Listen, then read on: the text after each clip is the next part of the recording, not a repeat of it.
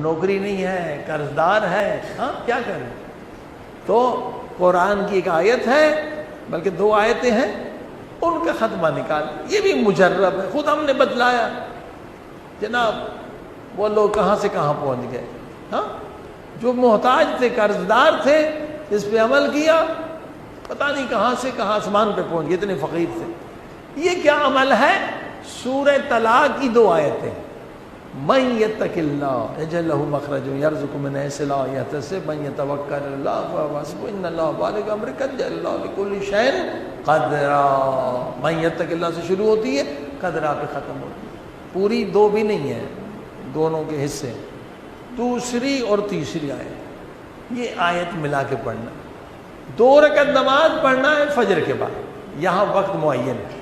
نماز فجر کے بعد 2 رکعت نماز پڑھنا ہے حاجت کی، کہ میں غریب ہوں، فقیر ہوں، قرض دار ہوں، بے روزگار ہوں، میرے اللہ میری مشکل قرآن و اہل بیت کے صدقے میں حل کر دے.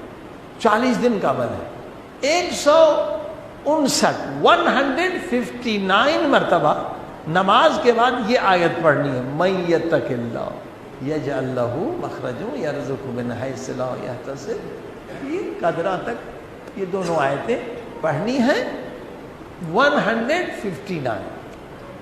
مگر 40 دن پر جب پہنچیں گے تو اس دن 172 مرتبہ آیت پڑھنی پڑے گی. اور انشاءاللہ یہ ختمہ 40 دن میں ختم ہو جائے گا.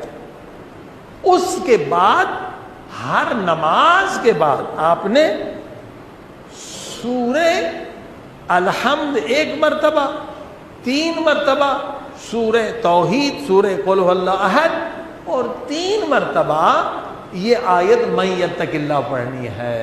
ہاں جیسے میں نے سورہ واقعہ کا ختمہ بتلایا کہ بھائی پہلے 3 دن، پھر 3 مرتبہ، پھر 8 مرتبہ، 40 کے بعد پھر 1 مرتبہ.